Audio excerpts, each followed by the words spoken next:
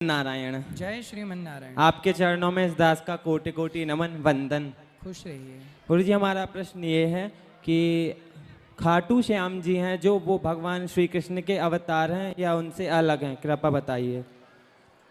देखो, भगवान श्री कृष्ण ने महाभारत में बर्बरीक नाम के एक व्यक्ति को जी सिर काटा था, बर्बरीक का। जी। ये बर्बरीक जो है, कह रहे हैं कि मैं एक ही बाण 2-3 बाण से पूरा महाभारत खत्म कर दूंगा जी। तो भगवान ने कहा कि पीपल के पेड़ पर जितने पत्ते हैं तुम छेद कर दो तो मैं मान लूंगा कि सारे तुम युद्ध को 1-2 बाण से जीत सकते हो। जी। तो भगवान कृष्ण ने एक पत्ते को पांव के नीचे दबाया जी। और पेड़ पर बर्बरीक ने बाण मारा तो सारे पत्ते पर छेद हो गया। जी। और फिर बाण भगवान कृष्ण के चरणों में आकर रुक गया। जी। भगवान ने पांव हटाया तो उस पत्ते पर भी छेद हो गया। जी। भगवान समझ गए कि ये महाभारत 1-2 बाण से ही जीत लेगा। जी। फिर भगवान ने कहा, ये बताओ बर्बरीक तुम साथ किसका दोगे? जी। तो वो बोले कि जो पक्ष हारेगा मैं उसका साथ दूंगा। तो भगवान को तो कन्फर्म हो गया कि भाई दुर्योधन हारेगा, क्योंकि वो गलत है, जी। द्रौपदी के कपड़े उतारने वाला है। तो यदि दुर्योधन का साथ ये बर्बरीक दे देगा तो अधर्म का पलड़ा भारी हो जाएगा, मतलब अधर्म और मजबूत हो जाएगा। जी। तब भगवान ने कहा कि अधर्म का आप साथ दोगे, इसलिए मैं आपका सिर काट रहा हूं। तब भगवान ने सुदर्शन से सिर काट दिया। परंतु भगवान ने कहा कि आपका मैंने सिर तो काट दिया। जी। बर्बरीक ने बाद में कहा, प्रभु मैं आपसे मरना चाहता था, आपके हाथों में मरना चाहता था, इसलिए मैंने ये जिद की। तब भगवान ने कहा कि आप मरना चाहते थे पर मैं अपने भक्त को मरने नहीं दूंगा। तुम्हारा सिर भले कट गया, कटा हुआ सिर को मैं अपना नाम दूंगा। आज से तुम्हें बर्बरीक के नाम से नहीं, मेरा एक नाम श्याम है, तो श्याम के नाम से तुम जाने जाओगे। और जाओ खाटू नाम की जगह पर रहना तो खाटू श्याम के नाम से जाने जाओगे। जी। तो ये इतिहास है, ये कथा है। तो भगवान ने अपना नाम देकर उन्हें स्थापित किया खाटू श्याम जी को। जी। तो वो भगवान कृष्ण के द्वारा ही पोषित हैं, भगवान की कृपा को पाकर के वहाँ विराजे हैं। जी गुरु जी। अगला प्रश्न ये है कि किसी व्यक्ति के जीवन में गुरु का कितना महत्व रहता है, उसको गुरु दीक्षा लेनी चाहिए कि नहीं, और गुरु दीक्षा ना लेने पर क्या भगवान की प्राप्ति हो सकती है? देखो, भगवान की प्राप्ति तो नामदेव जी को 27 बार हो चुकी थी। जी। भगवान विट्ठलनाथ जी के साक्षात दर्शन हो गए।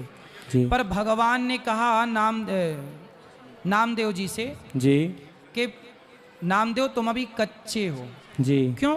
भगवान 27 बार मिल गए और अभी कच्चा है। जी। तब भगवान से पूछा नामदेव जी ने कि क्यों कच्चा हूं? बोले आपने अभी तक गुरु नहीं बनाए। जी। गुरु विन भव निधि तरह न कोई, जो विरंचि शंकर सम होई। कितना भी बड़ा ज्ञाता, भगवान राम तो भगवान थे ना, पर गुरु ग्रह पढ़न गयों रघुराई। भगवान राम तो गुरु के घर पढ़ने गए कि नहीं? राम तो भगवान थे, उन्हें गुरु की क्या जरूरत थी? पर गुरु के बिना गति नहीं है, इसलिए गुरु बनाना जरूरी है। गुरु के बिना, अब सोचो मैं आपके सामने बैठा हूँ, मैं इसी गांव में इसी खेत में गैया चराता था। जी। चारा काट के लाता था। आज यदि यहाँ बैठा हूँ ना तो केवल गुरु की कृपा के बल पर बैठा हूँ। गुरु ने मुझे पढ़ा लिखा करके इस लायक बनाया कि आप तक पहुँच सकूँ, आपसे बात कर सकूँ, आपकी सेवा कर सकूँ।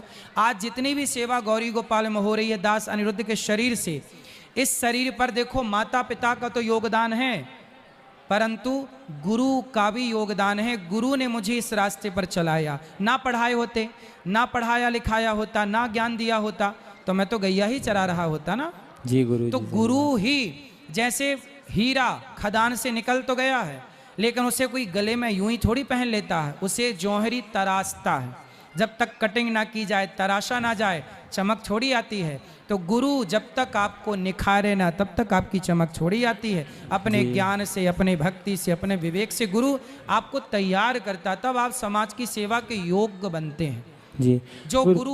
जो गुरु की सेवा में है, गुरु की शरण में है, वो सही रास्ते पर चल रहे हैं। जो गुरु की शरण में नहीं है, वो शराब पी रहे हैं, गांजा पी रहे हैं। आजकल के लड़के क्या कर रहे हैं? लड़कियों के संग रह रहे हैं। क्यों? क्योंकि अभी तक इन्हें कोई गुरु नहीं मिला।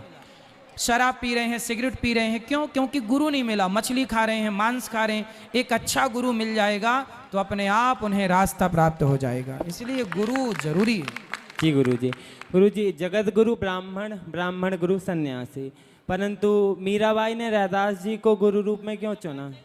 क्योंकि रैदास जी ब्राह्मण ही थे पहले। जी रामानंदाचार्य जी के शिष्य हैं रैदास जी। एक बार क्या हुआ कि रामानंदाचार्य जी के एक शिष्य थे जी उनसे कोई अपराध हो गया जी। तो उन्हें, वो ब्राह्मण थे, जी उन्होंने, उनसे अपराध हो गया तो फिर उन्हें श्राप मिल गया कि जाओ, आपने गलती की है, गुरु के साथ गलती की, जाओ आप शूद्र हो जाओ। तब वो ब्राह्मण ही थे, उनकी सेवा में थे रामानंदाचार्य जी के, वो ब्राह्मण थे। इसलिए जब रैदास जी का जन्म हुआ तो रैदास जी के गले में जनेऊ था। जन्म लेते ही हर बच्चा बोलता है, लेकिन रैदास जी जब पैदा भये तो पैदा होते ही उन्होंने माँ का दूध नहीं पिया। जब रामानंदाचार्य जी ने आकर, उनके गुरु ने आकर आज्ञा की कि रैदास अब बेटा तो दूध पी ले, जब तक गुरु की आज्ञा नहीं भई तो पैदा हुआ बच्चा रैदास जी ने दूध नहीं पी अपनी माँ का। ये ऑन रिकॉर्ड लिखित में उनकी कथाएं। जी गुरुजी जी बड़े बड़े अस्पतालों में देहदान किया जाता है, तो देहदान से क्या कल्याण है? वेद पुराण शास्त्रों में देहदान का कुछ वर्णन है? देखो, देहदान, आप आँखों का दान, किडनी का दान, जो भी आपके अच्छे अंग हैं, जो भी आप दे सकते हैं दे दो, लेकिन विधान ये है कि शरीर के कुछ हिस्से का अंतिम संस्कार जरूर होना चाहिए। क्योंकि अंतिम संस्कार जिस तिथि को होता है उसी तिथि से फिर आगे चल कर के आपका श्राद्ध होता है, तर्पण होता है, पिंडदान होता है, वो तिथि होनी चाहिए। अब जैसे आपने पूरा शरीर दान कर दिया तो फिर आपका अंतिम संस्कार नहीं होगा, और अंतिम संस्कार नहीं होगा तो वो तिथि निश्चित नहीं होगी कि आप, मृत्यु की तिथि मान्य नहीं है जी। आग की तिथि मान्य है। जब चिता पे आग लगाई जाती है, जैसे दशरथ जी की मृत्यु तो हो गई 15 दिन पहले, भरत जी आए 15 दिन बाद, तो भरत जी ने अंतिम संस्कार बाद में किया, तो जो अंतिम संस्कार जिस तिथि पर हुआ उस तिथि से उनके आगे तिथियां चालू हुई, उसके अकॉर्डिंग 13 दिन बाद 13वीं होगी, फिर उस तिथि पर अगले साल पिंडदान होगा, तर्पण होगा, गया श्राद्ध होगा, फिर वो तिथि आगे काम करेगी। जी गुरु जी धन्यवाद। राधे राधे। जय श्रीमन नारायण। जय श्रीमन नारायण। बेटा